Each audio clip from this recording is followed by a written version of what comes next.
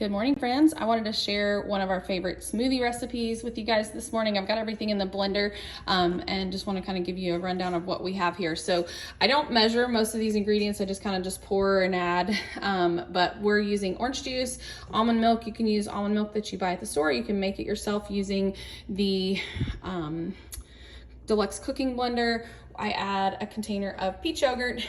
We're gonna use some honey, and this is our favorite fruit blend, and it is back at Aldi right now. It's not something they carry on a regular basis, but we love this. This is a paradise fruit blend. It has mango, dragon fruit, passion fruit, avocado, and key lime juice. And of course, we're gonna add some of Pampered Chef's pea protein. I did 3 kind of heaping tablespoons full. I didn't really measure it, just kind of scooped that out. And then we add an orange. We peeled one of these and just tossed it in there. We're gonna put this on the smoothie setting, which is a 1-minute setting. I'll start this so that you guys can see how this works here.